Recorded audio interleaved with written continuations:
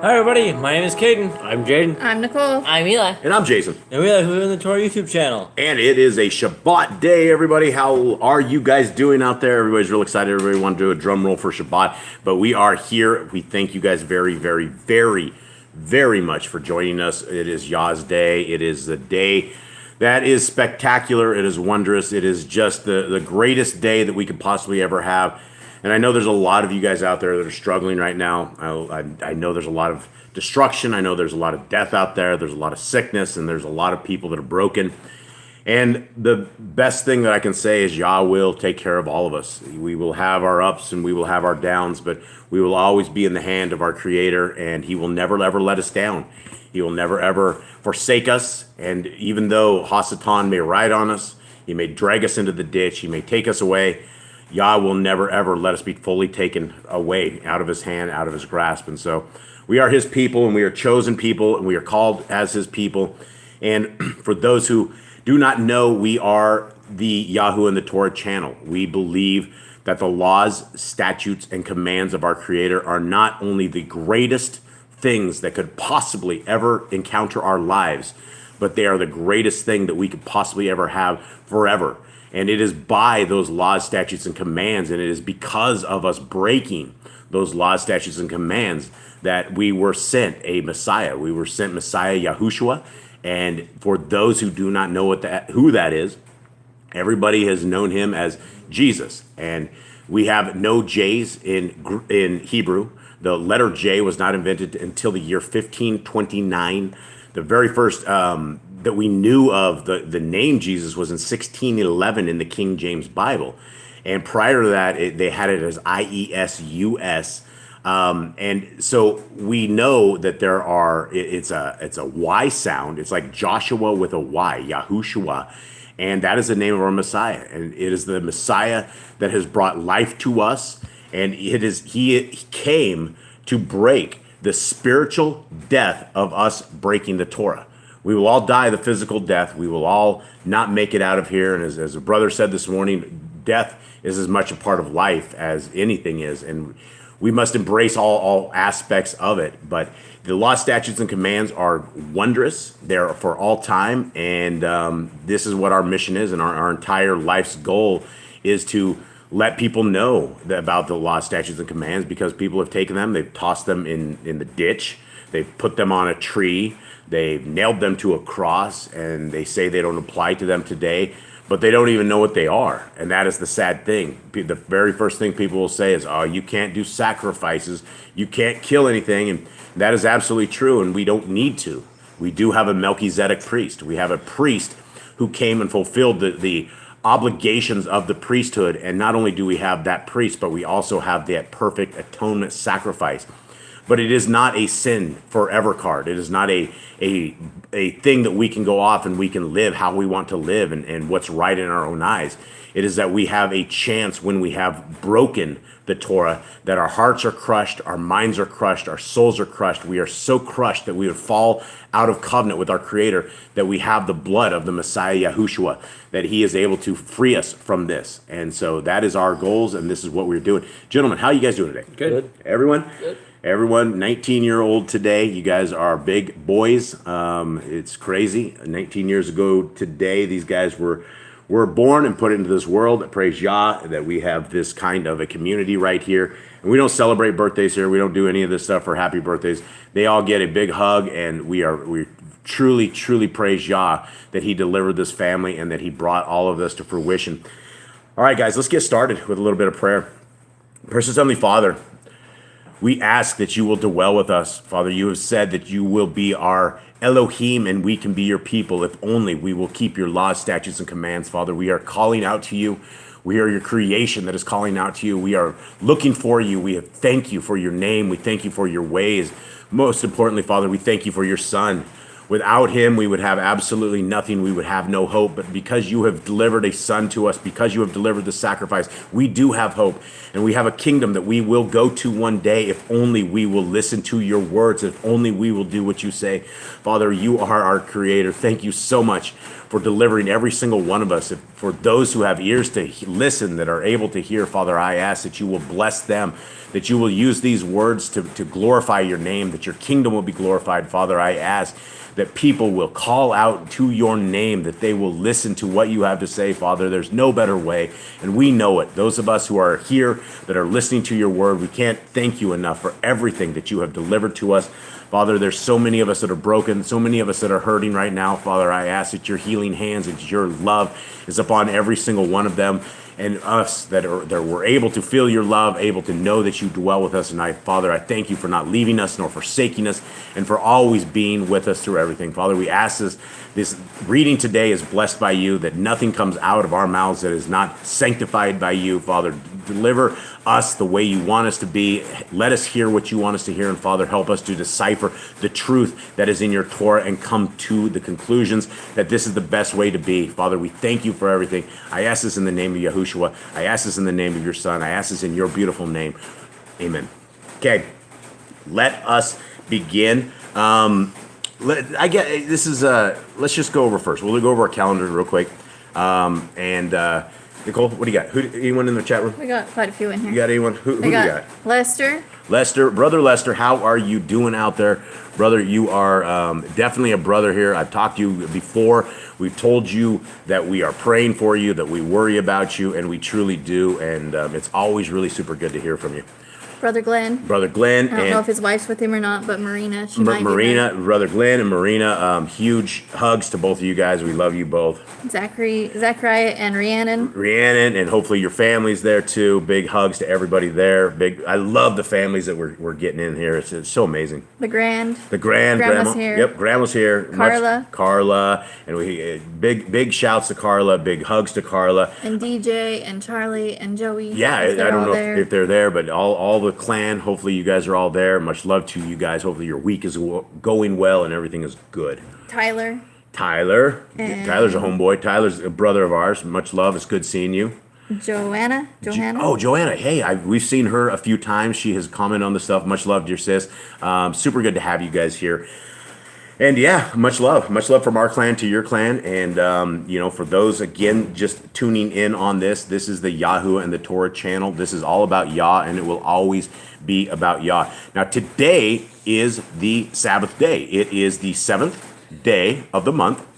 It is the 12th day on our Creator's calendar, and it is the 7th day. And it is very, very important that we're keeping this. And I would like to touch on something, and I think it was Brother Glenn that helped us out as well. It was Brother Glenn and Emissary of Elohim when it came over this month, right? I was on a Torah calendar, and it just seems like everybody uses the Torah calendar. But when you actually look at the lights on the moon, and you actually see that the lights were delivered early, not even early, but right on time, we had our dates wrong. And I do believe that we do have our dates right. And I wanted to bring this up because I was thinking about this, because this week we celebrated Yom Kippurim, right? And that was on a Thursday, a 5th day of our Creator's calendar. And it was actually from the 9th on sunset to the 10th. Here's something I thought about afterwards, is that I thought about this because we have a preparation day on the 6th day, right? That's the day that our Creator has given us to prepare for this day today, the Shabbat. Now, if we were actually on the Torah calendar that was incorrect, I believe, the Yom Kippurim would have been on the 11th. So you would have had to prepare on the 10th. You would have had to prepare 2 days ago, because a high Shabbat for Yom Kippurim is treated as a Sabbath. And so we would have had 2 Sabbaths in a row, and we have actually had 2 Sabbaths in a row before. But I thought it would have been a little bit, hectic trying to prepare on the 10th for an 11th and a 12th, because the 11th you wouldn't have eaten food, and then the 12th we're not supposed to prepare anything on that day as well. So I just put that out there to you guys. I think we're on the right calendar, and I appreciate Brother Glenn and his Berean style help that he has. He's the wise old owl. I really, really appreciate this guy, and thank you, brother. Okay, so let us take a quick look at this. We have 2 sets of laws we're going to do today, because we're actually going to go over the laws of Messiah Yahushua. And this, my friends, is one of the most fruitful pieces of this entire reading, is that we are able to write these laws on our hearts, mind, and souls. And we write them on our hearts, minds, and souls by, first and foremost, repeating them, right? We can just, when you sit and repeat something, it becomes muscle memory. It becomes something that we implant into us. And a commandment that our Creator has told us 53 times is that we must guard the laws, statutes, and commands. And so for those of you who are hanging with us right now, this is exactly what we are doing. We're going to repeat them, and we're going to try to get them into everyone's muscle memory, so that when we are out in the real world, that we see great evil, all of a sudden it goes to us. Hey, this goes against the Torah. And this is what it's all about. Once we become foundationally strong in the Torah and understand the law, statutes, and commands, nothing is able to rock you. You can come up with the greatest deception ever known to man, and it will not rock you because you understand it. So, all right, are we ready here? Nicole is chuckling over in the chat room. What's going on? Glenn says, old owl, yes. Wise, not so much. Oh, I think he's a wise old owl. I am not taking any wisdom away from you, brother.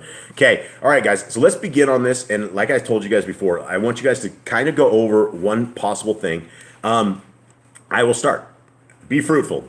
What this means is, to me, one of the things right out of the gate, if we're fruitful, we're not one of those guys that sit on the couch 24/7, right? And this being fruitful can apply to absolutely everything into our life, including right now. I believe that we are being fruitful by going over these laws, statutes, and commands. And that is the very first command that we have ever heard of is to be fruitful. And so that basically takes the guys sitting on the couches, the lazy guys that refuse to get off the couches, refuse to work, refuse to do anything, refuse to read their scriptures. Well, here we are. We're trying to be fruitful, and that's what I believe this means. Okay, number 2. Multiply. If you are multiplying, you are going to make more people in this earth. You're going to replenish the earth. You're going to basically fill it up. You would never be here today if we had not multiplied. You guys would everything you were saying today would never ever come to fruition. In fact, we would never ever be here had we not had this family. I guarantee you the path that we would have gone would have not been where we are at. So it's very, very important. And so when we multiply, we look at the world that is, they really kill off their babies. They kill them off in these abortion clinics day after day after day. And, even in Israel, the people of Israel have abortion clinics that are open till 11:30 at night, that seems just even more evil than just a place that closes at 5, right? So continue on, Jade. Replenish the earth. We're supposed to give back to the earth. We're supposed to make sure the earth is growing and make sure it's healthy. Healthy and replenish the earth. What else do we have on that? We see that we level off rainforests, we level off everything we have. Man is extremely destructive. We just take from the resources that our Creator has given to us, and it's rare that we do replenish the earth, and it will regrow, and we can have all these resources, but we have to help replenish this. All right, subdue it. Subdue it. Have dominion over the fish, fowl, and every living creature. Don't let the dogs take over you. You have to control them. Tell them when they're bad. Tell them stop animals if they're trying to attack you. Yeah, that's a good thing to do, right? Yeah, if animals have dominion over them. They shouldn't have dominion over you. Yeah, absolutely. And there's so many different reasons and so many different things on it. But yeah, for us, that is one of the things. We have to alpha 10 pit bulls every day, so it seems a little wild in this house, no doubt. Okay, the herb bearing every tree is for food. That is something amazing. That's a promise of our Creator that He's given us everything, right? There's everything that is out there, and that's not saying that we should go eat poison ivy, right? It means that we should have intelligence but our Creator has given us all of this stuff that we can eat. So, hit it. Man and woman should build their own families. Yeah, it's really self-explanatory. If you get married, you're supposed to build a family. That's what we're supposed to do. It's part of being fruitful and multiplying. Yeah, absolutely. Okay. Master sin. So we're supposed to have dominion over sin. We are supposed to be able to control our sin so that we are not controlled by sin. And we shouldn't be sinning. We should be following His Torah. And if we are sinning, we are not mastering sin. We are not have control over sin. Yeah, and if you don't master sin, by default, Hasatan masters you. Okay. Every clean moving thing that lives shall be food for you. It's not pork. It's not clean. It's not food. Yeah. If it lives and it's clean, that is food for us. Yeah, and that's very important. Everyone should understand Leviticus 11 is our dietary guidelines. That's what we know of as food. If somebody considers swine or pig food, that's not food. That's not it. Okay, do not eat the blood.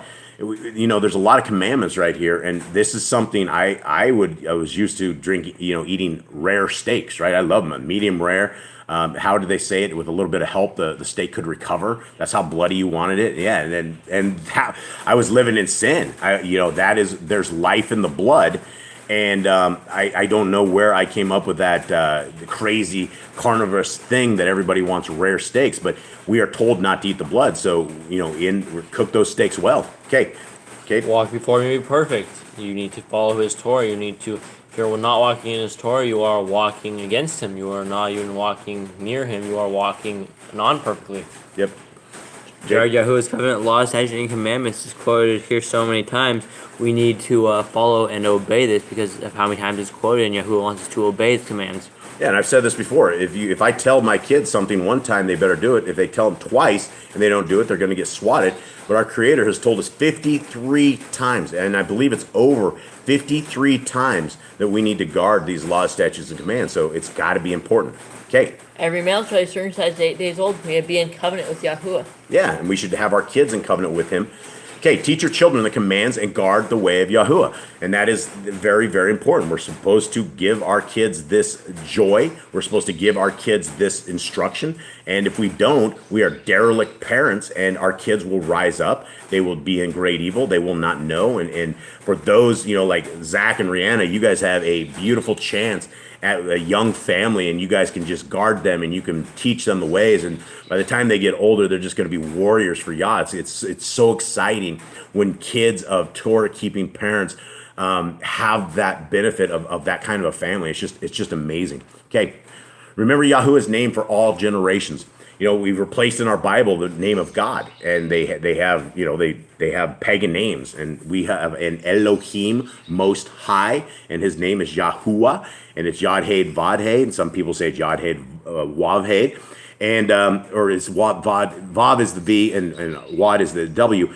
But that's also English as well. But it's very close to what it should be. I am that I am. Behold the hand, behold the nail. And we need to speak it. We need to never forget it. Our Creator is more important than our wives, more important than our kids. It's more important than everything. And if we just don't even think about Him, He's not on our mind, then we're never going to get close to Him. Keep the Passover, the Pesach. It's one of the most important feasts. It has some of the greatest significance with Yahushua dying for us as the Passover lamb. It is one of probably, if not the most important feast, it is probably one of the most important. Yeah, it's a very important feast. Okay, Jade. Keep the feast of unleavened bread, Matzah. It's a feast we're commanded to keep. It's remembrance of when the Israelites left Egypt. Yep. There's one Torah for the stranger and the Hebrew. That means that the same for us, same for the Gentiles. They can keep the Torah. It's not two separate things. Yeah, and I mean, you could even say this. There's one Torah for the Christians and one for the Hebrew, right? Even though the Christians are definitely strangers to the ways of Yah, if they decide they want to keep the law, statutes, and commandments, that this is for them as well. Sanctify all firstborn to Yahuwah. Everything firstborn is Yah's, right? Everything, in fact, everything that we have is Yah's. And so this is a way of setting apart the firstborn and setting it to be redeemed, how Yah wants us to redeem this. And it's important stuff. It's something about the firstborn is very, very important. And so we definitely set them apart in a way, and we need to redeem them, according to Yah's laws. There are no mighty ones before Yahuwah. He said he's jealous. He said he doesn't like it. It's just as when you pet one dog, the other dog wants petted as well. They get jealous. They start fighting over it. Yahuwah said there are no mighty ones before him. And if you are celebrating a day that is not sanctified by him, you're celebrating in a church with other people and full of paganism, full of pagan things, you are serving other mighty ones. Yeah, absolutely. You shall not make graven image. Don't put up idols. Don't worship idols. Don't worship material items. You shouldn't bow down in front of the material items. Yeah, absolutely. We don't need pictures of Yah. We don't need anything. Yah doesn't need any kind of stuff like that. Okay? Do not bring Yahuwah's name to naught. Like saying God and Lord, that would be bringing his name to naught. Yeah, even those pagan names, we wouldn't say that. And people swear all the time using a pagan name. But yeah, we do not bring Yah's name to naught. We don't swear by his name. I mean, if we do, it better be the right thing. It's very, very important that we hold the name of Yah's name to everything. Keep the Sabbath. Here we are. Everybody that is listening in on today, and I'm not saying that those who are not listening in aren't keeping the Sabbath, but it is a day, the seventh day, right? We have, everybody in this chat room and chat knows the seventh day. It is foreign to everybody else. It is a day of shopping to everybody else. It's the day that, the Catholics have made it, that it is definitely not a seventh day. The Christians say that Jesus is their Sabbath and they don't need any Sabbath and they can worship when they want, and they can do what they want. But that's not the way it works. That's not the way the commandments have been set up. Okay. Honor your parents. Very, very important. I will continue on with this because Kate kind of got lost, I guess, looking somewhere else. But this is one of these ones that when you bring your kids up in the Torah, they will honor you far more than not. And I can tell you that just simply by life experience here, that if these kids were not, if we were not in Torah in this house, this place would be a hellhole. It really would be. It would be vile. We'd have all sorts of evil stuff, and these kids would be all into some sort of horrible stuff. So continue on, Kate. Do not kill. That's really self-explanatory. You should not be going around killing people. Yahuwah does not want blood in his land. He does not want people to be shedding innocent blood. There are times when he said to kill, and there are times he said not to kill, and you should not be going around killing your neighbor. Yeah, absolutely. Don't not break wedlock. Marriage is sacred, and that's what Yahuwah wants you to do. He wants to be two people and not break wedlock. Yeah, don't be a disloyal housebreaker. Do not steal. Pretty self-explanatory. Do not take things from other people. Yep. Do not make false accusations against your neighbor. Again, these are all things that people, for the most part, if you are a good person, you would not be doing things like this. But it is something that our Creator cares about enough that He doesn't want people to bring false accusations and lies. You're a liar when you do that. You're a deceiver, and you're breaking commandments. Do not covet anything of your neighbors. If you are coveting of your neighbors, you're in your mind, you're already taking it, you're stealing it, you're just wishing you would have it, and you're putting your mind to when it could be being put to something useful, and that coveting could lead to something like you stealing from your neighbor. And it could also lead to adultery, right? If you covet your neighbor's wife, you're going to lust after her, and you're already breaking Messiah Yahushua's commandments. Okay? Do not make an altar from rock a tool's touch. It's a command. We're not sure why, but it is a command. Okay. Do not go up to the altar by the steps. Not exactly Again, those are we don't understand the commandments, but they are commandments, and we don't exactly have altars, so these are things probably for the land. Commandment 31: if a man steals cattle, he shall restore it 5 times. Very important, right? This is not. It happens, right? If somebody has to steal something to take whatever for whatever reason, you need to restore it, right? You need to make it right, and that's how you make it right with Yah, is by restoring it 5 times, and that can get a little expensive. You steal a cow and you have to restore 5 of them. That's important. Okay. Yahuwah's laws for criminals. There are a certain set of laws for criminals when people are caught stealing, how much is stolen, or what the value of the property was, and how it needs to be repaid. Yep. You shall stone the witches, wizards, and mediums. It's a command. We don't want people practicing the demons or evil spirits. Yeah, and it has a asterisk by it, Jade. Yeah. Maybe explain that. It has an asterisk, yeah. right? So that stuff in in the an land. asterisk means it's in the land, right? You can't go stone the witches, wizards, and mediums, or you take out a good third of the United States of America right out of the gate. Maybe half. I don't know. Okay, go ahead. Do not lie with beasts. No bestiality. Yeah, no bestiality. Don't be a freak. No sacrifices to other gods, right? There are no other gods, right? That's the number one thing. People don't understand. There are no other gods. Whatever you're sacrificing to is a piece of wood or a stick or Something in plastic thing. Or some something. imaginary thing. Yeah, it's an imaginary thing, and there's no life in it. And our Creator lives. Every breath of air that you take is that our Creator exists, and that is who we serve. Is not a pile of rocks or sticks or something. Do not oppress the stranger, fatherless, or widow. It's really just a super good thing, but it should be already known morally. You don't attack these people. They're already broken. Why would you need to oppress them more than they're already oppressed, right? They're already going through troubles. They're already going through tribulations, and Yahuwah wants them to be protected. He cares for these people. Yeah, and there's absolutely no age restriction on the widows. That's where we have issues with a couple of the books that Brother Paul writes. Brother Paul says a widow must be 60 years old. He qualifies them. But we don't have that anywhere. And so if you find a widow, you don't need to make sure she's 60 years old. You don't need to hurt them anymore. You need to do what our Torah says, which is to take care of them and love them. Okay. Do not charge your brother interest. If your brother's poor, he's borrowing money from you, don't charge him more and try to take away what he doesn't have. You should be helping your brother out when he needs help.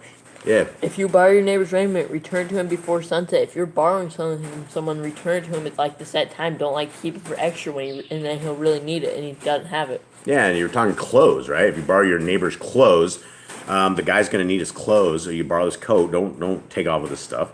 Okay. Do not curse the ruler of your people. And this is not talking about.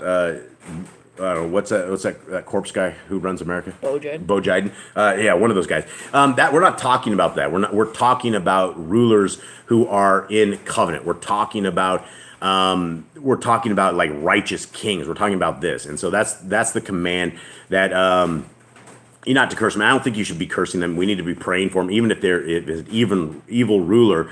You need to pray that Yah's hand takes care of the evil. Okay.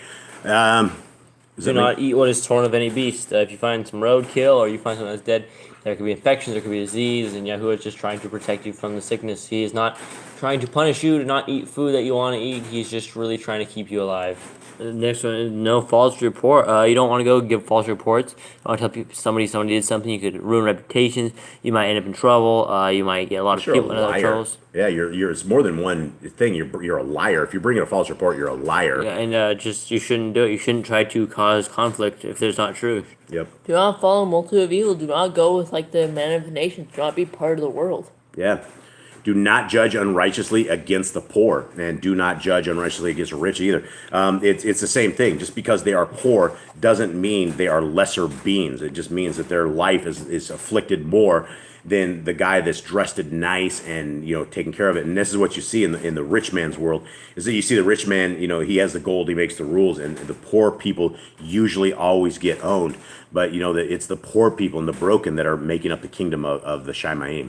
Okay. Bring back your enemy's cattle if you find it going astray. If you see your person's cattle, it does not matter if you hate them or not, you should bring it back. It is the right thing to do. Yeah, absolutely. Yep.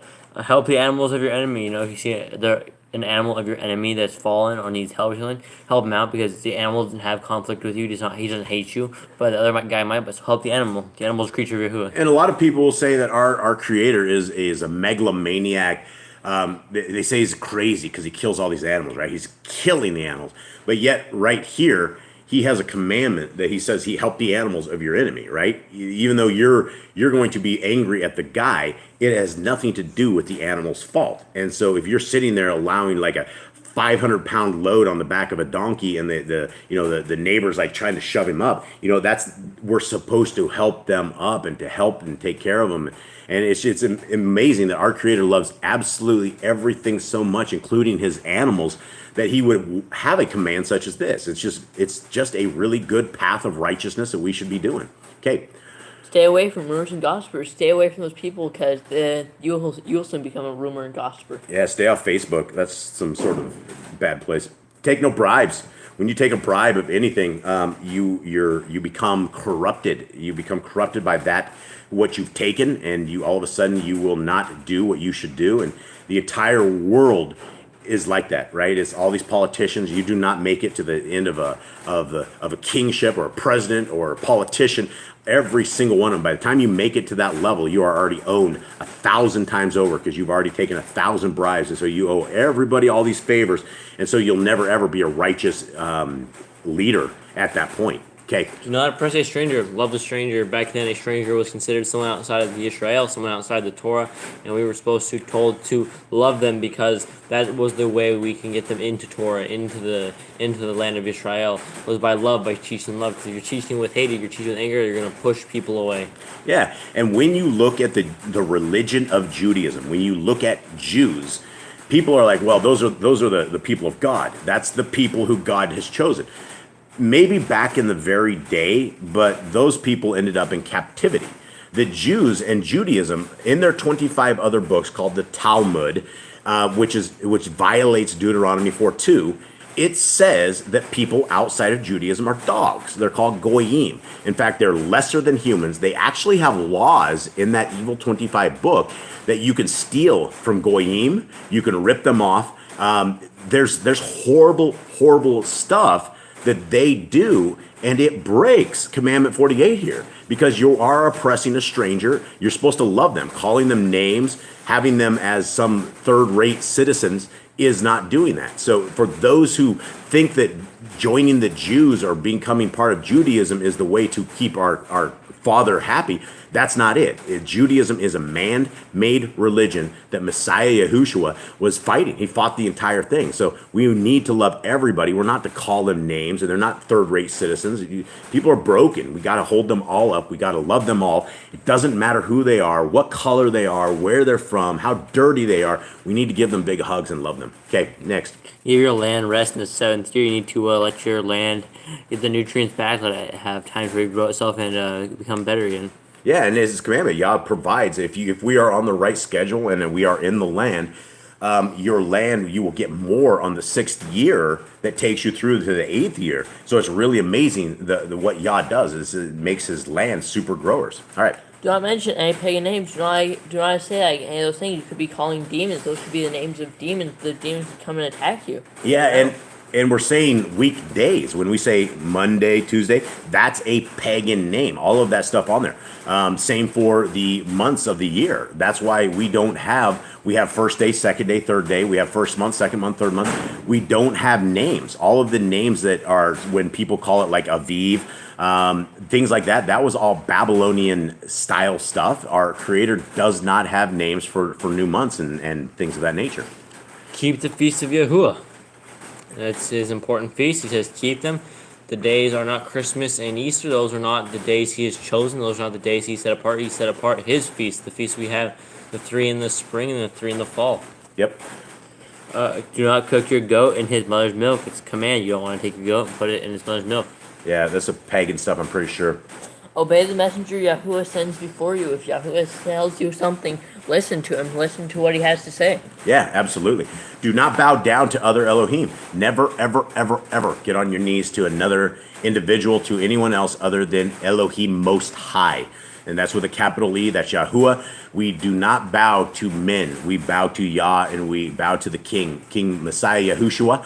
And that's who we do. And we're not bowing to Messiah Yahushua because he is the most high Elohim. But he is an Elohim. He is a mighty creator. And that is who our king is. And that is who we need to be respectful of. And it doesn't make him our creator. It makes him the son of our creator. Okay. Make no covenant with other Elohim or outsiders of the land. And we didn't miss serve Yahuwah, and that goes without saying. Serve Yahuwah in everything that you do in your life, in the world. Right? There's nothing more important than making it right with Yah in everything that we do. Okay, make no covenant with other Elohim or outsiders of the land, Kate.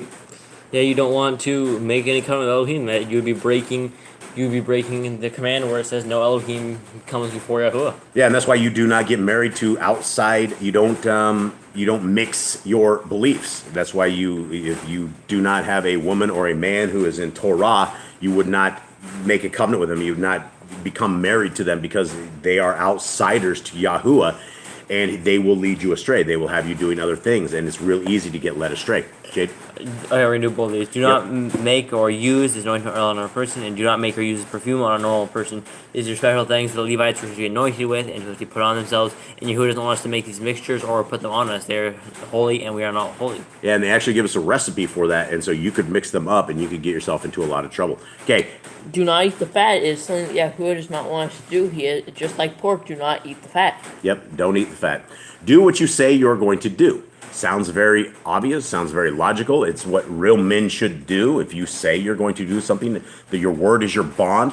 Most people don't live like that, but that is what our Creator says. Do what you say you're going to do. Return word to your neighbors. If your neighbor has told you to watch over something and put it in your garage or something of that sort, or you know that something is missing and you know where it is, you should return it to your neighbor. Yep. Obey Yahuwah's laws. There's a big command for us. A lot of stuff that we shouldn't eat, and stuff that we can't eat, and we need to obey it because Yahuwah has a certain reason for everything. And he's not going to tell us just for the fun of it not to eat the pork. Women's time of separation. Stay away from your woman during the time of separation. We don't need to go too far into that. We've definitely gone into that. You guys can go into this before. A woman needs time to heal. She needs time to go through her stuff to live her curse, essentially, is what she's living. And she doesn't need to be afflicted more. And she doesn't need to. There's actually a guidelines where she's supposed to have her own little house during this time that she can just kind of go be her own woman there and kind of deal with this stuff. Yeah, rest. And you don't have to deal with the guys in the house. Okay. Obey Yahuwah's hygiene laws. Very important. He has a whole set of them there for us. And it is a big chapter. And even though it's very small, it doesn't show much here. If you go into these verses, there is a lot. And you can actually go at the top of the site and you can go to the full list. And we'll give you all of the verses listed out. You can see them all. But there's a lot. And we need to be clean, as well as our hearts need to be clean. Our souls need to be clean. We need to be clean in the eyes of Yah. Okay. Keep the Day of Atonement, Yom Kippurim. We just completed that.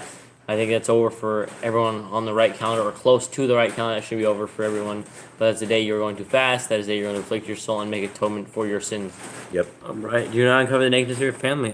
Yeah, they're your family. You shouldn't be doing that. Not take your own sister for wife. Don't do that either, yeah. Dad. Not a good deal. Okay, do not lie with a woman in her uncleanness. It kind of goes with the separation stuff, but there was another guideline to this. And again, stay away from your woman during her time. Okay. Do not sacrifice your children to Moloch. Look, you shouldn't be sacrificing your children to anything, but you shouldn't be sacrificing to other gods. There should be no sacrifice to other gods, whether it's your children or not. There's no sacrifice to other gods. You sound biased. Are you biased? I'm very biased. Don't sacrifice your children to God. Other gods. Slow down. Can anyone? Because nobody hears. They can hear. He's just talking. Really Everyone fast. goes real fast. We're a bunch of computer people, and so we talk real fast. We know that we need to slow down a little bit, so we need to. Okay, let's go on. Do not be a sodomite. Okay, that is. Just don't. Yeah, don't. It's man and woman, not man and man or woman and woman. That's just don't do it. Okay. Be holy. Yahuwah wants you to be holy. Wants you to be perfect before him, and he wants you to obey his laws. And when you are obeying his laws, you are keeping his commands, not breaking them. You are being as holy as you can be. Do not reap the corners of your field, or you shall not glean your vineyard. Do not take everything. Leave some for the stranger, the fatherless, and the widow. Yep. Do not deal falsely or defraud your neighbor. Seems easy enough, right? Yah does not want us to rip people off. It's not what Yah is. He's not dirty. He's not a cheat.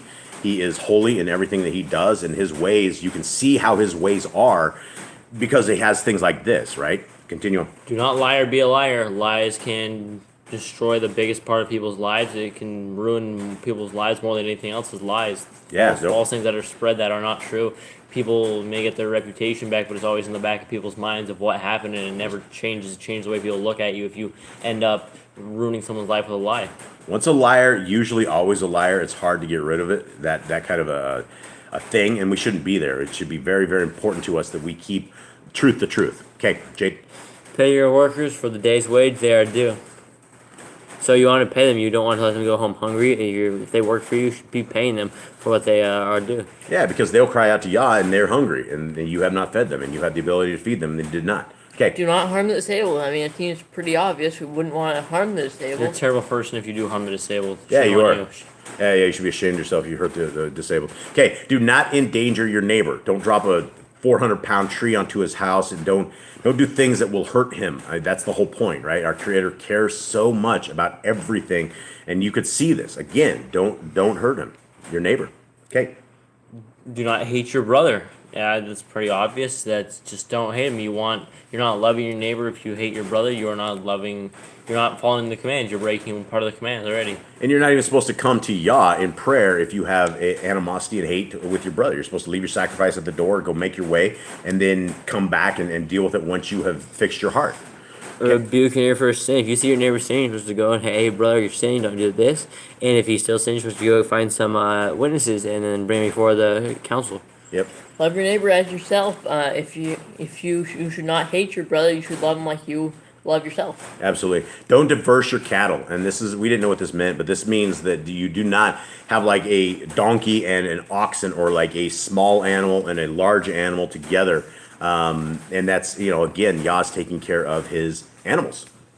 Do not mingle your seed. You're not supposed to mix your seeds together. There's a way that things are growing that they're supposed to grow. If you mix them the way they are grown together, then you are destroying the way they're going to grow up the next season. Yep. And even that season, it will be that season, because when the bees come to pollinate that stuff, if you mix all this kind of stuff together, you'll have really poor looking food. Okay, go on. Do not mingle linen and wool. It's just something you don't do it for our own health. Yahuwah has it for a reason. Do not lie with a taken woman. That's pretty Anything obvious. for that? That's pretty obvious. Eli's getting these hard ones for the youngster here. Okay, do not eat the fruit of the trees for 3 years. We're supposed to let even Yah's, he loves his trees, he loves his creations, and he knows that if you take the fruit of the tree within 3 years, you take the power of the root away from it. And so he says, let them go up for 3 years, and then you'll have powerful trees. Do not practice sorcery. There's a lot of forms of sorcery. You have to probably research what form of sorcery. You'll figure it out as you go, but you should not be committing any sorcery. If you know you're in sorcery, you should quit sorcery.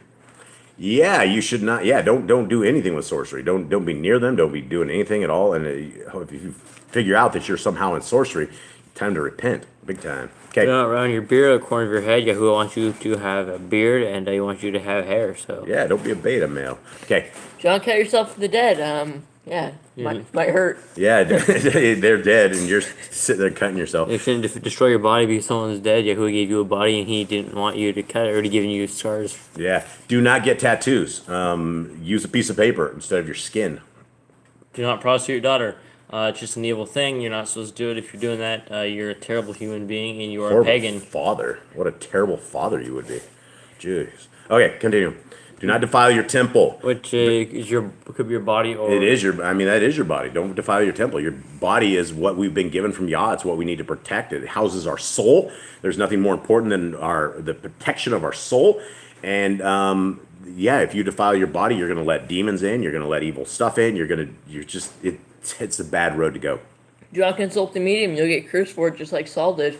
Yeah, and you don't need a medium. You just pray. Pray. Ask the Ruach HaKodesh. Yah will help you. Respect your elders. You gotta take care of your elders. And this is a very important thing, especially as your parents are aging. For me, and it's a lot of times I'm learning a lot of stuff in my later part of life about respecting my elders, about having more communication with them, and none of us would be here if it wasn't for our elders. And it's not just talking about our family, intermediate family, but it's old people.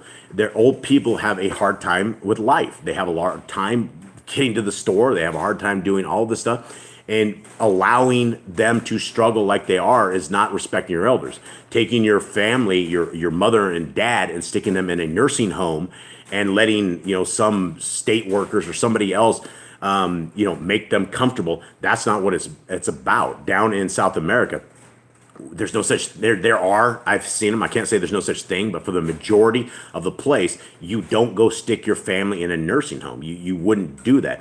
We see really, really, really old people who basically are just part of the whole family, right? The entire family takes care of them. That's how it should be, right? There was never a place in the scriptures where we're supposed to drop our family off and leave them in an old folks home and let them die off. Okay. Have correct weights and measures. Don't rip people off. Just don't do it. Yeah, and there's a billion ways to do it, and people have done it all their lives, all our lives. There's always invalid weights and measurements. You're always getting ripped off. And the thing about this is, most of the time, you'll never know you're being ripped off. Yah wants the hidden not to be hidden. He does not want you to rip people off and take advantage of his people. Okay, continue on. Do not walk in manners of nations. Don't be like the world. Don't be going to parties. Don't be hanging out with the world. You shouldn't be watching TV, movies. Just something you shouldn't do. Or TV, or any of that stuff. If you're watching television programming, it's all from Satan. It's completely fake. If it's on the news, it's a complete lie. If they're saying half the world is dropping dead, they're lying. Maybe not now. Continue on. Keep the feast of first fruits, Shavuot, and the Omer count. It's a feast of Yahuwah. Keep it. Yeah, keep the Feast of Trumpets, Yom Teruah. That is a very, very important day. We should be out blowing our trumpets, and it could very well potentially be a day Messiah Yahushua comes back when his people are sitting out there blowing their trumpets, but it's yet another feast. Most people have no idea it's there. Okay, Kate? Keep the Feast of Sukkot, Shemini Atzeret. It's a feast that's actually coming up this coming week, and we should all be keeping it. Yeah, absolutely. If you blaspheme the name of Yahuwah, you shall be put to death. Kill him, for sure. If you kill your neighbor's animal, you must give him another. Repay for things you have done. Yeah, repay injury for injury. If you have injured somebody, don't allow that to be. Do everything you can to take care of that. And we don't have an eye for an eye these days, but you can definitely take care of somebody you've hurt. Don't just hurt someone. Honor the Jubilee year. The Jubilee year is every 50 years. We are supposed to return the things that were basically sold. The property was restore it to the people's inheritance, and that's what we're supposed to do. Yeah, there's not supposed to be losing your house or losing all this stuff. If you're going to lose your house, you lose it for tops for like 6 years. You get it back on the 7th. And that's the way Yah has set this up. We get into trouble, but Yah has set a way for his people that we don't get owned and lose everything we have. Confess your sins to Yahuwah and repay who you have trespassed against. As always do, we need to be confessing our sins so that we can get forgiven, and we need to go and ask for forgiveness from those who we trespassed against. The Torah being Nazarene if you want to sanctify yourself to Yahuwah. Yeah, and make sure you guys are getting a little close and speaking up, so everyone can hear. Wear tzitzits on the four corners of your garments. Tzitzits are for all of the children of Yisrael, men, women, and children. It's a blue cords that are on the four corners of us, and it is told that when you see them, you will think about Yah's ways. You will think about his laws. You will think about his commandments, and it's very, very important. Nicole, what you got? We just have somebody that just new joined. Hey. Change as always. Change as always. Hey, good to see you, my friend. Hopefully you are good. Thank you for joining in. Hopefully you'll stick around for a little bit. These are the laws of our Creator. Okay, next. The laws of whoever touches a corpse. Things for uncleanness, things for showering, things for getting yourself cleansed and back into the camp. Yeah, and we can actually do that stuff because it talks about ashes of a red heifer. We don't have any of that, and we don't have Levitical priesthood, so this one should probably, some of that should be in the land. Okay, continue on. Follow Yahuwah's law and inheritance. There's a certain way of inheritance. You're supposed to get stuff, and you should obey how he has planned. Torah of keeping your oath to Yahuwah. You should, if you make an oath to Yahuwah, keep it. Do not go against it. 109 is when in the land the laws of a murder and victims' families. It's again, this is how they dealt with things of this nature. It is in the land, so we can't do it, but it is something we should know and how to deal with this kind of stuff. Okay. Do not add or take away from the word. If you're adding or taking away, you're breaking the commandments. You are adding a burden to yourself. You're adding, and if you are taking away, you are destroying what Yahuwah has told you to do. Next one is guard your soul. You're supposed to protect your soul. You're supposed to keeping the Torah, letting the demons and devils get a hold of you so that you lose your soul. You want it's the most important thing, and you need to protect it. Yep. Learn to fear Yahuwah, revere Him, and obey Him. Yeah, and for those just joining us or those who actually join us later and actually watch this stuff later, we are simply going over the laws, statutes, and commands of our Creator. What you're seeing right here is what the majority of the world has tossed on the cross, as they say, and they say they don't apply to us today. And so if you're reading through these and you've chosen not to keep these law, statutes, and commands, my question is always, which law gives you the hardest time with? Which law is too much for you? Because these are good commandments, right? Fearing Yahuwah, guarding your soul. Next one here. You shall love Yahuwah with all your heart. A lot of people don't understand this, right? If you claim that you love God, Yahuwah, with all your heart, mind, and soul, but yet you reject his words, then you are rejecting him by default. It's the same way with my boys here. If they reject the words that I say, they are rejecting me. It's not that they're just disobeying, but they're rejecting what I wish that they would do, and it's very important. The Quran says we need to seriously consider our vows, promises before speaking them. Remember the man who vowed a sacrifice as the first thing that came out of his door of his home upon his return. Killed his daughter. It's extremely important. And that was an interesting vow. Definitely an interesting vow. Not sure what he expected to come out the door. I don't know what he expected to come out of that. Maybe the mother-in-law. I don't know. Continue on. No one did that ever again. Yeah, that was bad news. Bad idea. Okay, continue on, guys. We are in 114. Yep. Bind the laws upon your hand and in the frontlets between your eyes. Okay, and this is one of these commands that it says bind the laws upon your hand and the frontlets between your eyes. We know that we can't tattoo on our hand. We know that we can't really technically get them before our eyes. Gentlemen, what does it mean to put them from the frontlets of your eyes? It means to study them. It means to keep them on your heart, mind, and soul at all times, to be remembering them. If something is at the frontlets of your eyes, what does that mean? You see it all the time. Yeah, you can't get away from it. It'd be like sitting at maybe at the end of your nose, and everywhere you see it, you have like a little Torah sign at the end of your nose, and you are able to see the Torah through everything that we do.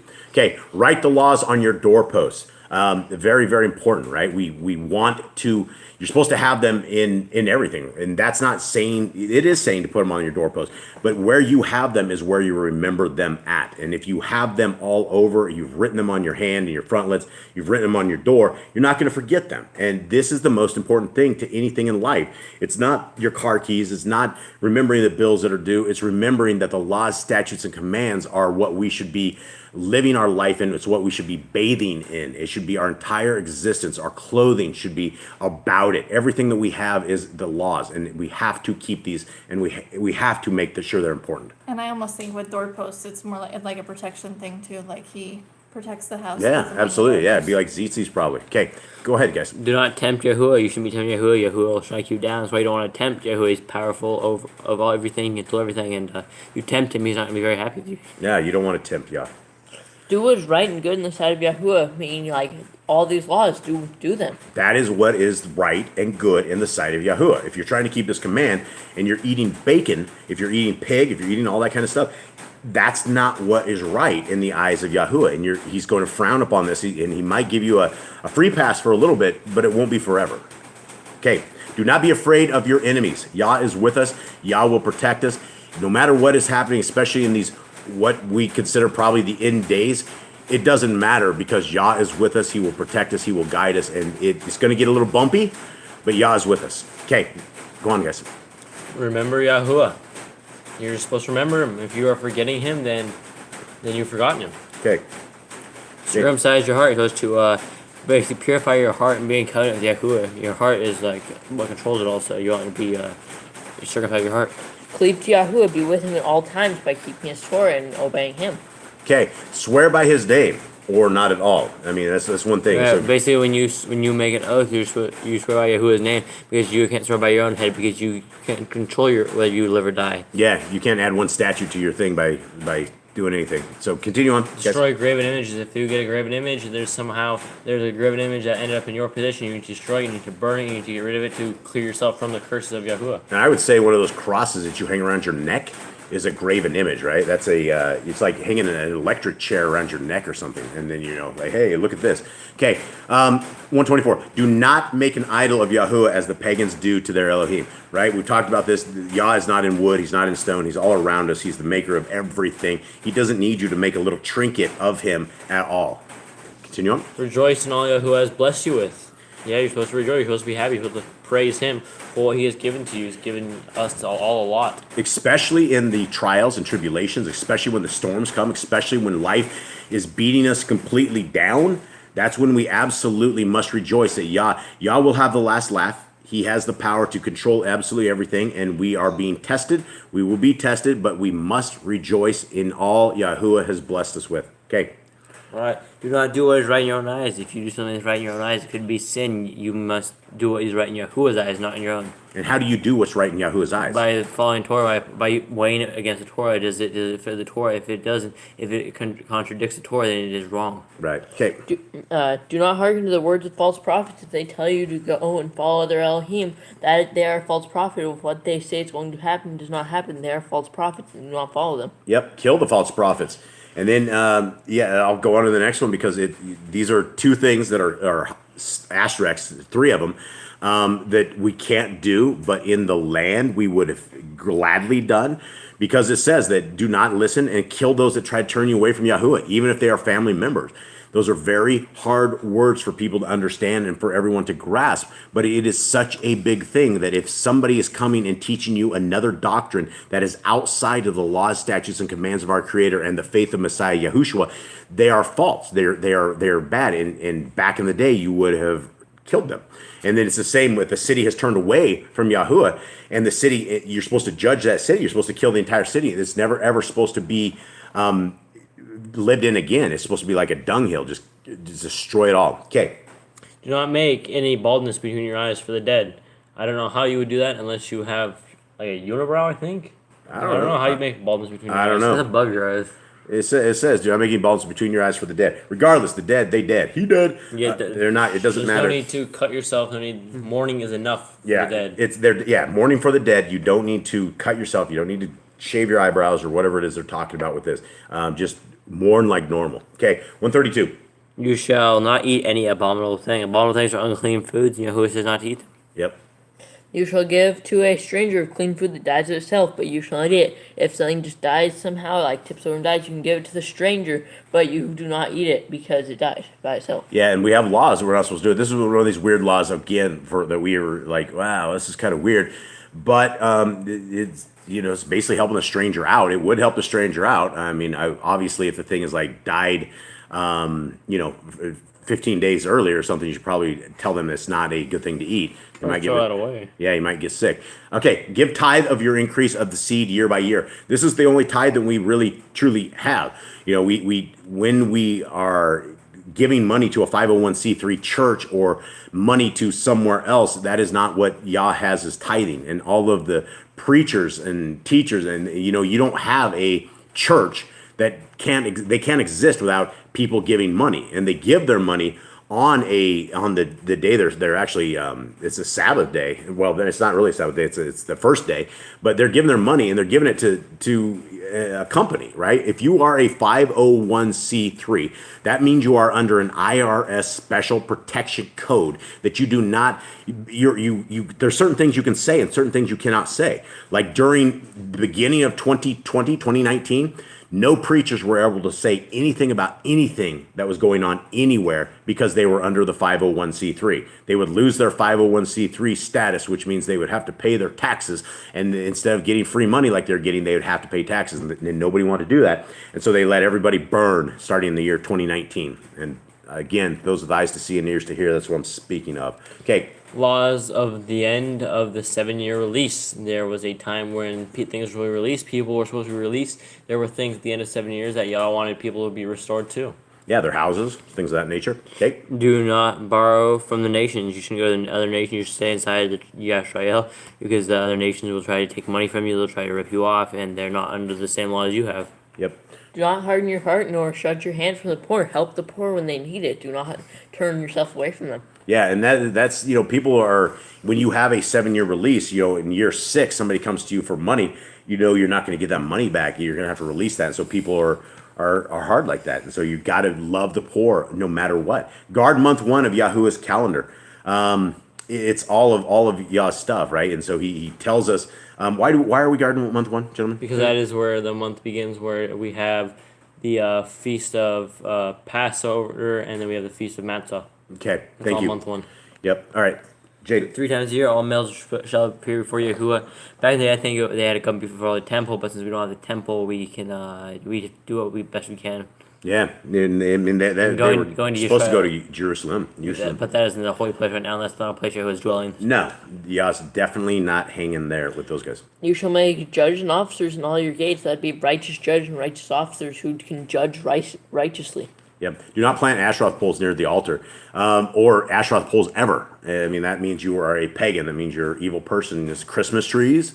That is pagan.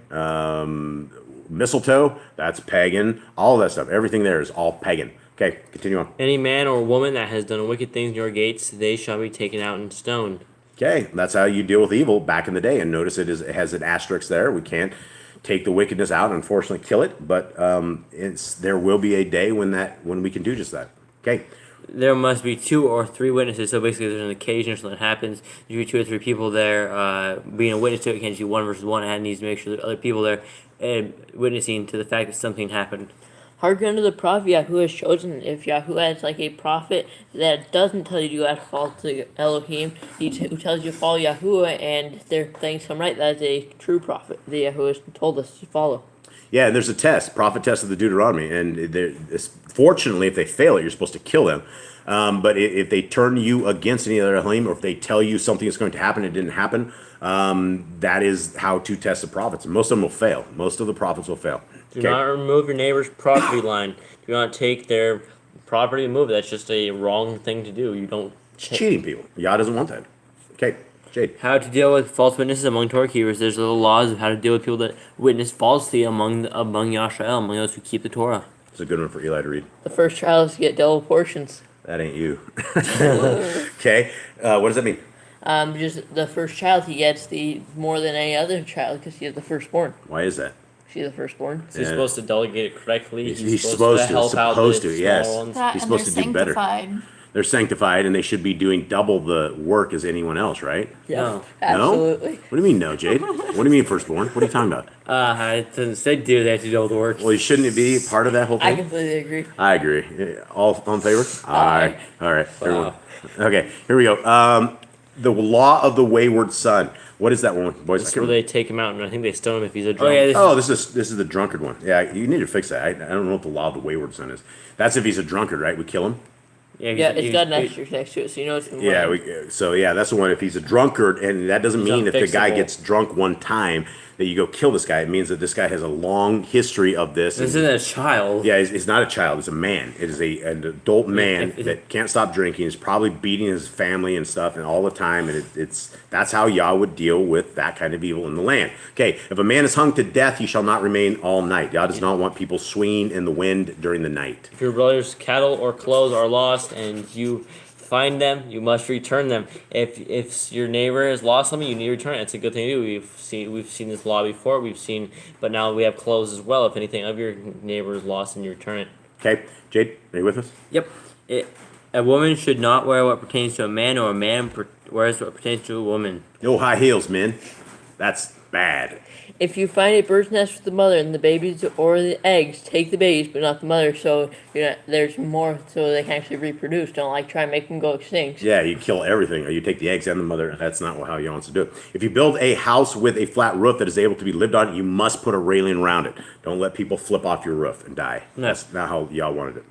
Okay. Laws for the accuser and the accused in purity of relationships. What is that? Yeah, what is a lot that? of stuff, basically. It's marriage stuff, and if someone says stuff not pure when they are married, there was a way to tell they had a huge process, and if they weren't pure, they got stoned. Yeah. Okay. Next. If a man has a relationship with an engaged woman, both should be killed. Okay, Eli, let's kick If it an up. engaged woman is raped, she is not charged with crime, but the man shall die. Yep. If a man forces himself upon an undefiled woman, he must pay the father and take her to be his wife forever and not divorce her. Okay? Do not be a prostitute. Do not use dirty money. You may eat from your neighbor's vineyard or grain, but you may not take it out of the field. Basically, eat what you need till you're full, but don't carry it away. Yeah, don't steal his food. The laws of divorce, you can divorce her if she is like adultery, but there's like no other reason to divorce her other than that. So I can divorce your mother, but she cannot divorce me. Is that right? I think that's how the law works. Supposedly. Nice. I don't know, but I Nice. guess so. You hearing this, wife? I hear it. All right. Newly married man should stay home for 1 year to be with his wife. Yeah, he's supposed to consecrate the family, bring the family up, bond the family. The guys that go to war and end up dead, he'll never get to live in his house or be with his wife. Okay. Do not take a person's millstones for a pledge. That's how he makes his food. Can't make his food, right? If a man is found kidnapping, he shall die. Absolutely. Yeah. If you lend your brother, do not enter his house to get your payment. He must bring it to you. Return his clothing before sunset if that was his pledge. Guys, it's actually starting to rain here early, so I don't know how this is going to go. If it gets too crazy, I guess we'll end it, but we're trying to continue on. We really want to do some Bible reading with you guys, so it's going to get rainy. Okay, next. Where are we at? Do not oppress a hired servant that is poor and needy. Okay? Every man shall be put to death for his own sin. Do not go back for the forgotten sheep in the field. Leave it for the stranger. Father, so there's a typo there. Yeah, there's a typo there. Do not got back. We're from the trailers, folks. Okay. You cannot give a man more than 40 stripes for his judgment of his wickedness. Do not muzzle an ox. Oh, do not muzzle your ox when he treads out grain. Why? Probably he can't breathe. He's open his mouth to breathe. That's terrible. Okay. That's abuse. Yeah. If your brother dies and has no child, you shall take his wife and the name of the firstborn after your brother. Very important. And still, that is something you could do today. If a woman comes to defend her man and grabs other man's privates, you shall cut off her hand. And we've discussed that quite a bit. I won't go into detail of that, but it is Yah's commandments. Okay. At the end of 7 years, you are to read the Torah at the feast of Sukkot. Okay, so that is it. This one actually took, we went slow on this. And I think, let's just go into our reading because I don't know how long we have without our roof here. So we're going to do our handy dandy split screen. All right, thanks guys. That's good. Okay, there we go. All right, we're done rocking the table. Yeah, done rocking the table. And then here we go. So we are in chapter 3 of this. Now, can everyone in the chat, can you guys still hear us? Is the roof making too much noise as of yet? Nobody's saying anything yet, but the Grand says we're here through sunshine or rain. Tyler says the rain is a blessing. Water is a gift from Yah. Yes, Yeah. it's a huge blessing here. There's lots of water. Okay. All right, guys, let's do this. And here we go. Changes always says they can still hear. Okay, good. Here we go. So this is the top version of this that we're using. This is called the Targum. And this is something that we kind of got into last week. And I have not read this. We have read parts of this, the beginning of it, to see what it's like. We have people that swear by it. We have people that say, no, you can't, it's not right. So what we're doing is we're actually reading on the bottom here. And if you guys go to yahuandthetorah.net, you can download the Hallelujah Scriptures, the same one we're reading right here. And it's pretty good. The scan's pretty good. I do see some letters on the back. It does look like there's letters like right here. And I'll need another program to clear it up so that I don't get that. So maybe one day we'll have a perfect digital version of this. But till then, let's get on with it. Okay. Verse 3, and the serpent was more crafty than any beast of the field which Yahuwah Elohim had made. And he said to the woman, is it true that Elohim has said, do not eat of every tree of the garden? And the woman said to the serpent, we are to eat of the fruit of the trees of the garden, but of the fruit of the tree which is in the midst of the garden, Elohim has said, do not eat it, nor touch it, lest you die. Okay. It's like, I'd say finish it toward when it says good and evil. Okay, good and evil. Okay, so you shall die. And the serpent said to the woman, you shall certainly die. You shall certainly not die. For Elohim knows that in the day you eat of it, your eyes shall be open, and you shall be like Elohim, knowing good and evil. Okay, now let's take a quick look at the Targum because it's a lot different in certain spots. Okay, here we go. And the serpent was wiser unto evil than all the beasts of the field which Yahuwah Elohim had made. And he said to the woman, Is it truth that Yahuwah Elohim hath said, You shall not eat of every tree of the garden? And the woman said to the serpent, From the rest of the fruits of the trees of the garden we have power to eat, but of the fruit of the tree which is in the midst of the garden, Yahuwah hath said, You shall not eat of it, nor approach it, lest you die. In that hour the serpent spake accusation against his creator, and said to the woman, Dying you will not, for every artificer hateth the son of his art. For it is manifest before Yahuwah that in the day that you eat of it, you will be as the great messengers who are wise to know between good and evil. Okay, what do we have different here, guys, that you guys don't have in your scriptures? It said it spoke accusations. It said that he hates the art of the artificer. Yeah, and what is do you guys know what that means? No, I think it's the art of the creator. Like if you created something, if you are the main person that created something, and the person you created starts doing the same stuff, he's basically bamboozling her, is what he's doing. Yeah, he's very tricky. I mean, they're very innocent, right? They're like children. They don't know a lot. They're like little kids. They're gonna believe anything that's said to them. So they're just saying what their parent has told them. And so the serpent came by and just tricked them into it. It's just like little children. They have no experience with any of this. Yep, the rain's getting louder, guys. Sorry, we're just going to continue on. And the woman beheld Samael, I'm at the very top, guys, the angel of death, and was afraid. Yet she knew that the tree was good to eat, and that it was medicine for the enlightenment of the eyes, and desirable tree by means of which to understand. Okay, have we ever heard of Samael before? No, we've never heard of him. So, and so she saw the angel of death, and yet she still is going to go eat. So that's his part. Yeah. Okay, 5. For now, I'm down at the bottom, guys, and we are six. All right. And the woman saw that the tree was good for food, that it was pleasant to the eyes, and a tree desirable to make one wise. And she took of its fruit and ate. And she also gave to her husband with her, and he ate. Okay, where are we at up here? So right here. You need to get up to where we read to. Okay. And he ate. Oh, you just were. Yeah, I know. I was seeing like where you should end off at. Okay, we can't both touch this at the same time. It I doesn't know. work out. So, okay, 7. And then what do we need? So we're starting at the top again, and we're trying to get the different pieces. It'll be on themselves about the covering. Okay. Should I read that? No. And she took of its fruit and did eat, and she gave to her husband with her, and he did eat. And the eyes of both were enlightened, and they knew that they were naked, divested of the purple robe in which they had been created. And they saw the sight of their shame, and sewed to themselves the leaves of figs, and made to them cinctures. Okay. Anything new that you guys did not know? What is a purple robe? I don't know. That's why I don't know either. Is that just their nakedness or something? In which they had been created. I don't know. Okay, so Let's see, where's Jerusalem then? So the Jerusalem, guys, is another version of this that it's almost the same translation, but they ended up with 2 translations. Let's try the Jerusalem version. And they made to them vestments. That's it. That's it. I guess that was it. Okay. It's 8. 8. It's getting noisy, guys. Getting noisy. I'd like to rebuke the rain, but it's Yah's rain, so we can't do this. So here we go. 8. And they heard the sound of Yahuwah walking about in the garden in the cool of the day. And Adam and his wife hid themselves from the presence of Yahuwah Elohim among the trees up to the top of the garden. And Yahuwah called unto Adam and said to him, Where are you?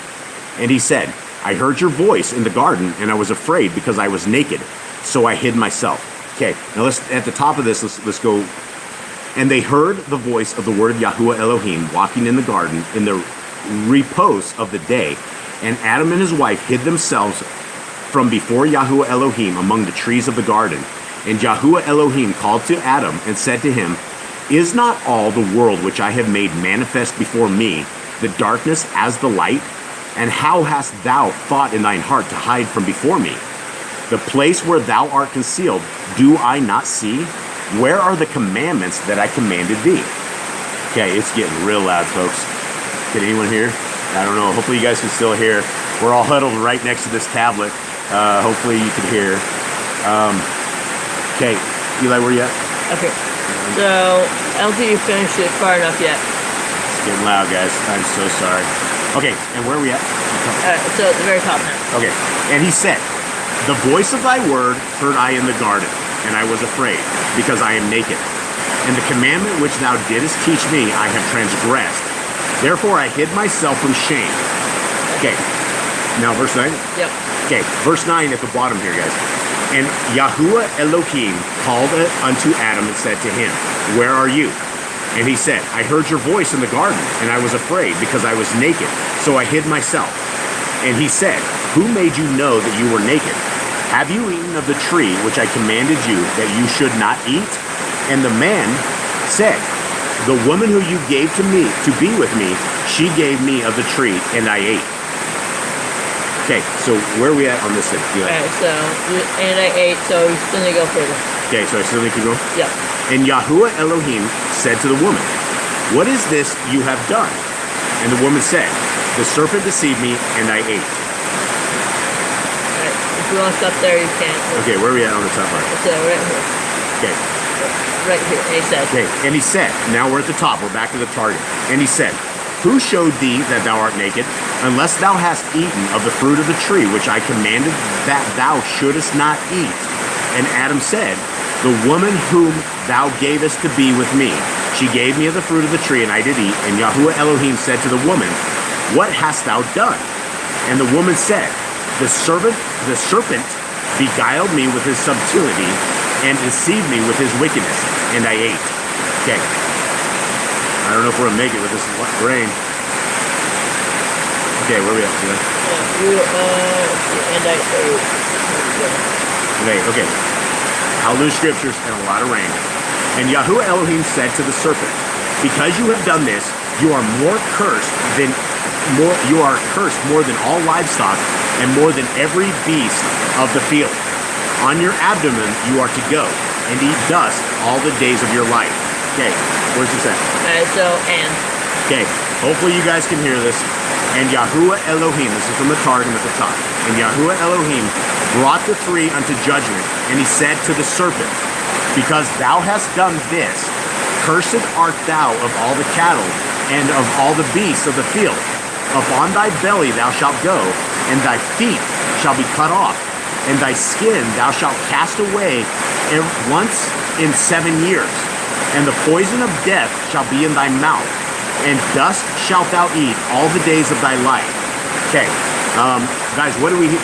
Everyone, close. What did you guys hear on this? What's new to this? Basically talks about the snake and how he became venomous. He sheds his skin. He loses his legs. Yeah, he said he must have walked. Why did the entire group of serpents get punished for this dude? I don't know. I don't know, but this dude did it. Okay, where are we at here? Let's see, and I put 15. Okay, 15. "And I put enmity between you and the woman, and between your seed and her seed. He shall crush your head, and you shall crush his heel." Now, guys, I've never understood this in the Bible. It kind of makes sense, but it doesn't really make sense. So let's go up to the Targum. You want to finish 16th verse? Okay. "To the woman he said, I greatly increase, and your sorrow and your conception bring forth children in pain. And your desire is for your husband, and he rules over you." Now, this makes a lot more sense right here. Where's that? Okay. And I'll put. Okay, at the top here, guys, where it says the Targum. "And I will put enmity between thee and the woman, and between the seed of thy son and the seed of her sons. And it shall be when the sons of the woman keep the commandments of the law, they will be prepared to smite thee upon thy head. But when they forsake the commandments of the law, thou wilt be ready to wound them in their heel. Nevertheless, for them there shall be a medicine, but for thee there will be no medicine. And they shall make a remedy for the heel in the days of the king Mashiach. Okay, what do we know? What do we learn here that we've never ever learned before? We heard that Yahushua, the king, he will heal the people. He will heal them from the serpent's curse. Well, it makes a lot more sense. And right here it says that when the sons of the woman consider the law, even in the Jerusalem Post here, it says when the sons of the women consider the law and perform its instructions, they will be prepared to smite thee on thy head and kill thee. And when the sons of the woman forsake the commandment of the law and perform not its instructions, thou wilt be ready to wound them in their heel and hurt them. Nevertheless, there shall be a medicine for the sons of the women, but for thee, serpent, there shall be no medicine. For it is to be that for these there shall be a remedy for the heel in the days of the king Mashiach. Wow, that's amazing. I don't know what's more amazing, the rain coming out that we can't hear anything, or that this is... So what do we get with this, Jake? Basically, we have it talks about like killing the serpent, how the serpent was a punishment when we don't keep the law. Yeah, but I think it's more of a metaphorical. Where did this come? Where did we lose this translation in all these other versions?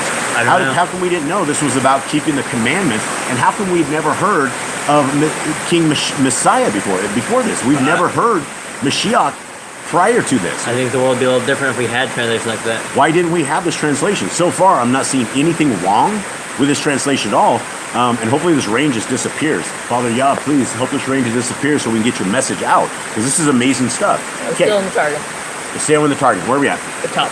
Top. Unto the woman he said, multiplying I will multiply thy affliction by the blood of thy virginity and by thy conception.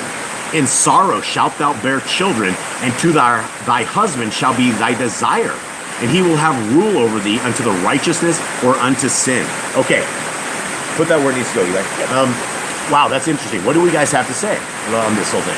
It just gives really a good explanation of what things are, really. A more in-depth version that we really needed a long time ago. Yeah, this is amazing. Okay. Is everyone out there still hearing this? Yeah. Isn't this amazing, guys, in the chat room? Tyler says this is wonderful. The rain is adding so much atmosphere. It really brings out the storm to the message. Well, yeah, no, we're sitting here trying not to scream into this little tiny tablet we have here, but we're having a lot of fun with you guys. We're continuing on. So we know that there is a medicine coming, guys. We knew back in Genesis 1 that there was a medicine. How come we didn't know this?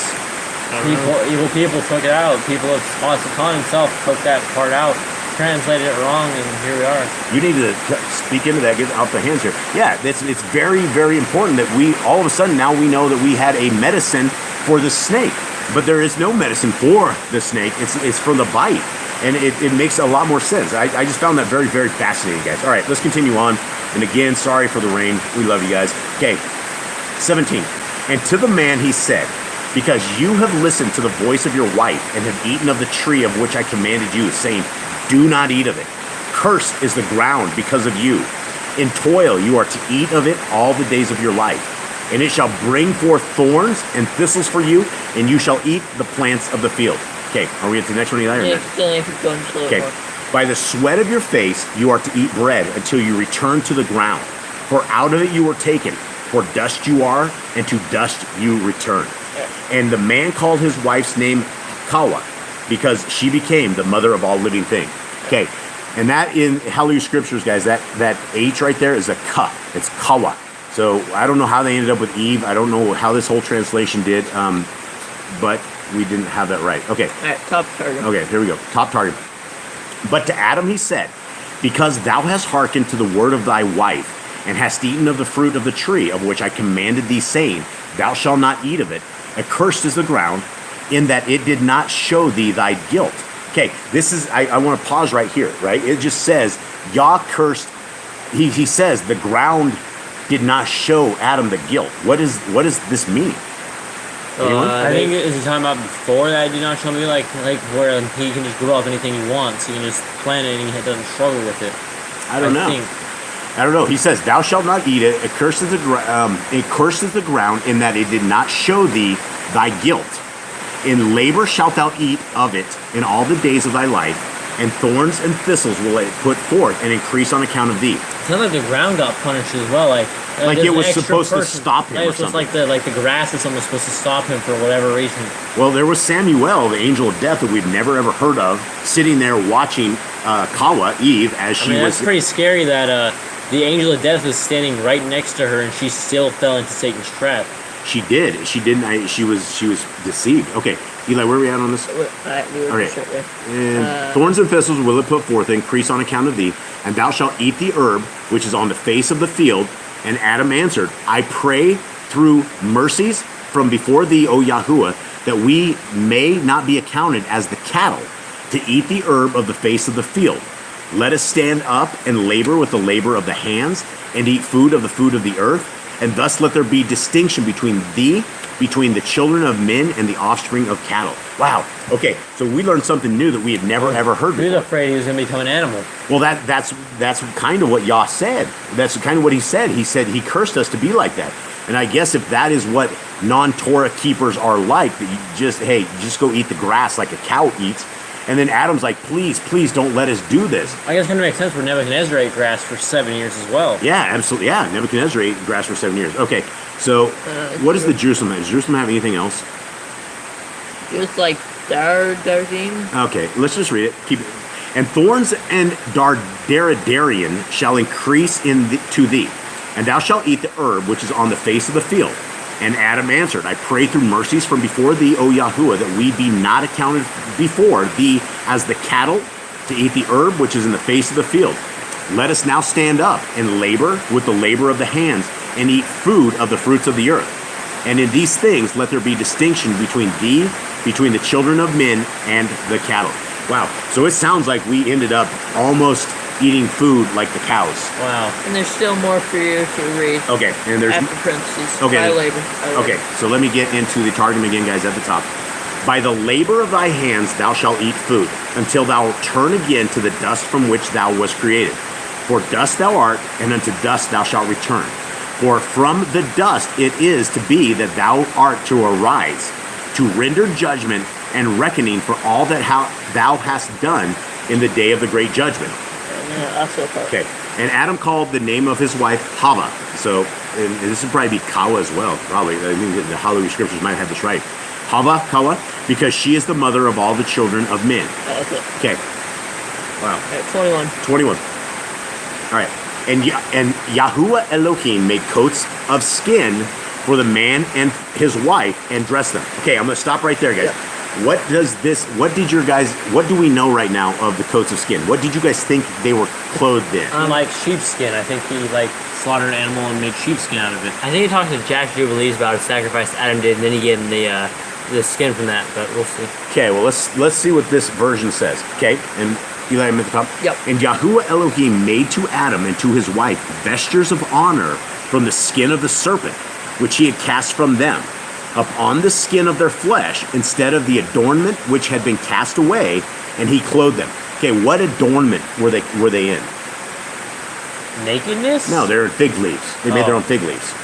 Oh. Come on, fail. All right, yeah. So I think the serpent was extremely thick before some, because that's a lot of skin to clothe two humans from one serpent. yeah, who knows what this kind of thing was? But do we have anything? Do we know this? Does this go against anything that we know of? No, not off the top of my head. Isn't it kind of weird that they were dressed up in snakeskin? I'll check Adam and Eve and see what No, that because was. we see that John the Baptist is wearing camel's fur as well. Camel skin, yeah, camel. So Yeah. it's obviously okay to wear, I guess, The dead, animal's unclean thing? skin. Yeah. I mean, there's two people of Yah were like that.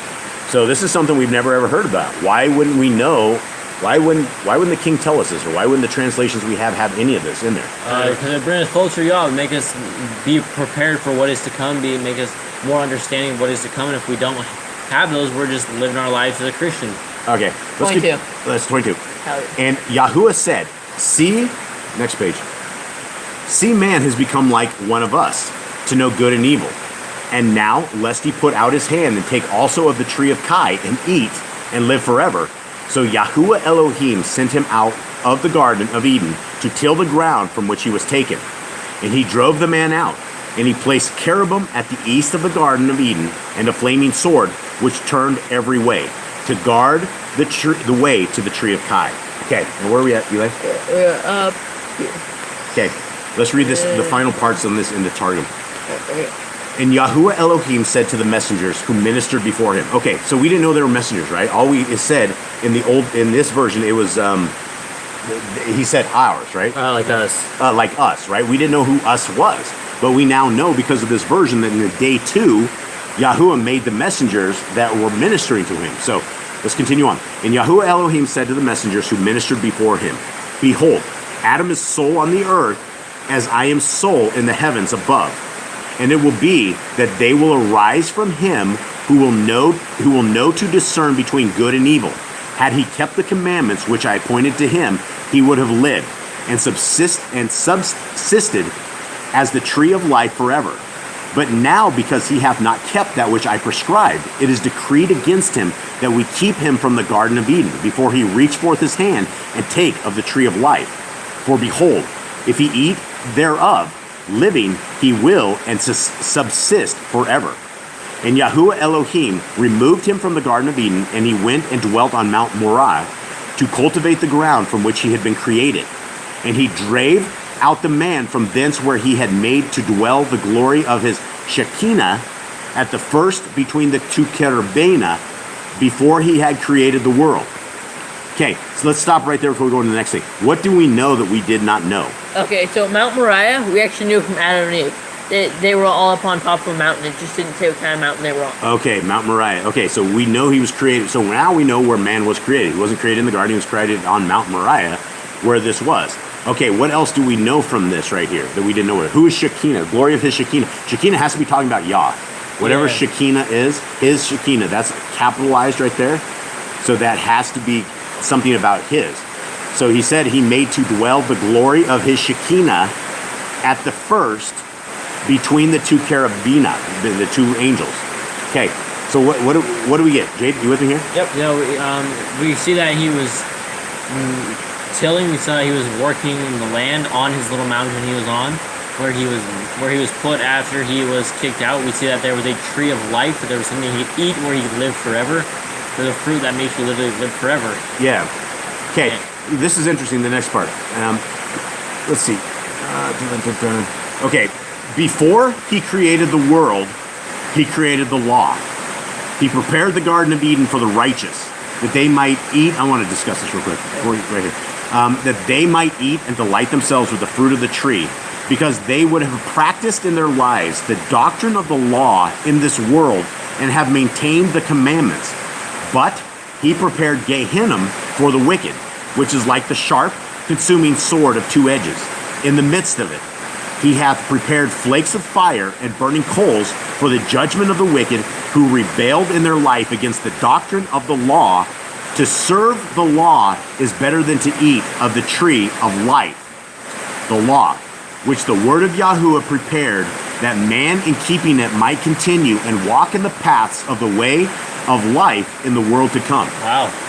So we right now, I'm starting to understand why they pulled all of this out of scriptures, because this is in Genesis 3, and it says that we were not keeping the laws of God, which is why we were cursed, why Adam was cursed, and that we learned that the law was created 2,000 years before we were ever created.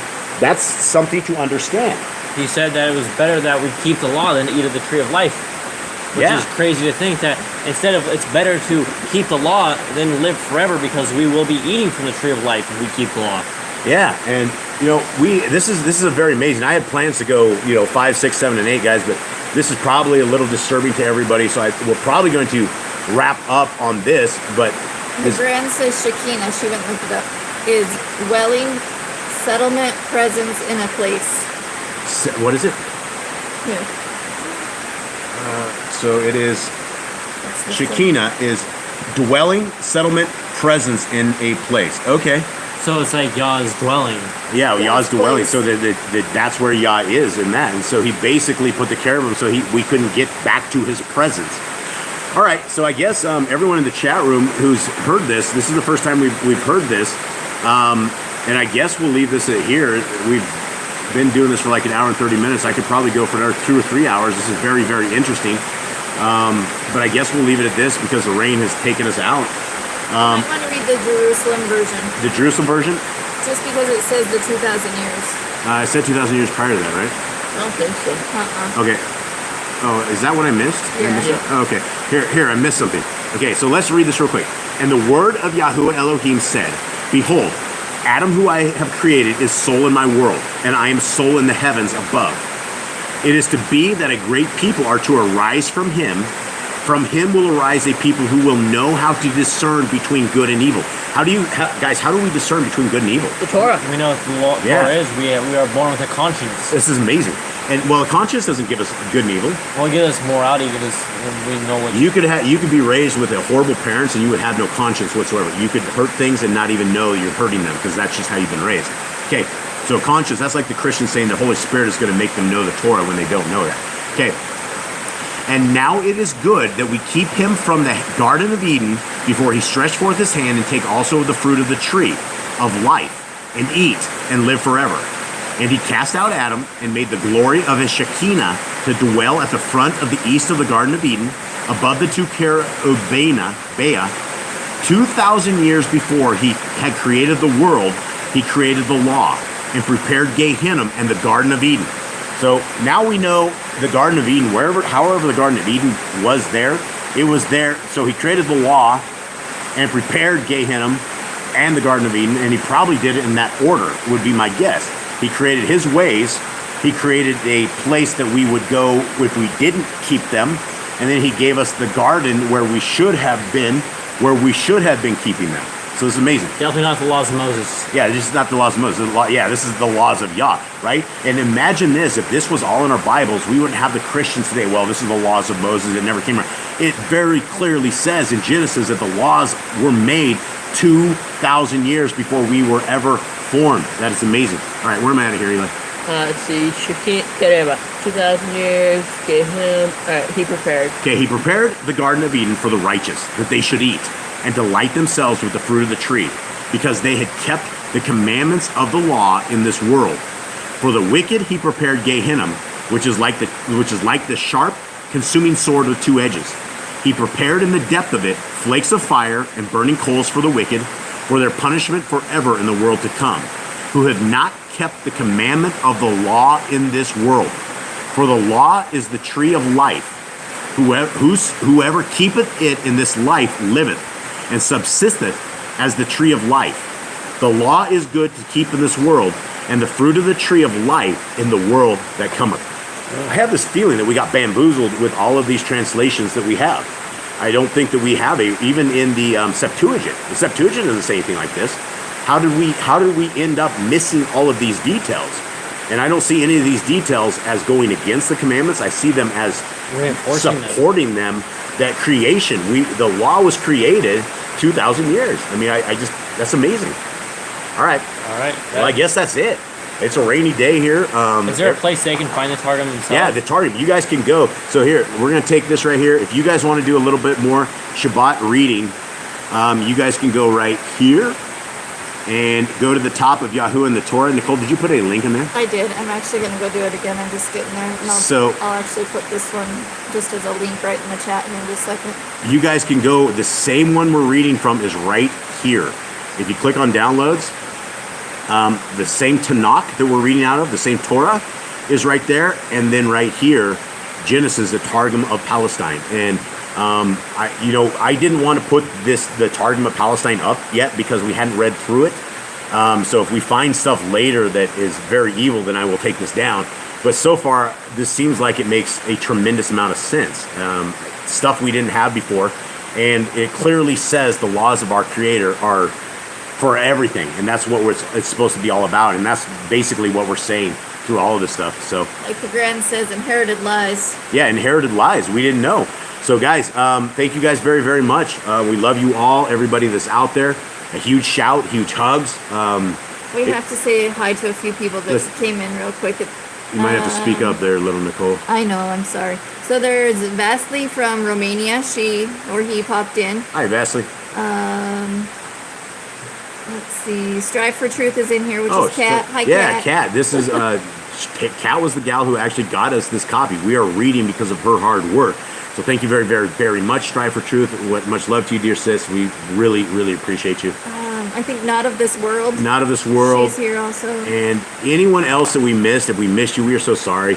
Just know that we love you all. We really, really appreciate you guys. And thank you guys very, very much. I hope you guys have a wonderful Shabbat. I hope you guys seek Yah, seek the kingdom where he is able to be found, and we will anxiously anticipate next week seeing you guys doing another one of these readings. Hopefully we don't get rained out. We are towards the end of our wet season here, and it just gets rainier and rainier for the next couple of months, so hopefully Yah will have mercy on us and not smash us with the rain while we're doing this, but it is his will for everything. So thank you guys very, very much. I guess that's it. Goodbye to everyone in the chat room, and we will see you later. All right, shalom. Shalom. No music. Yeah, nobody can hear anything. Much love, everyone. Shalom. We're out.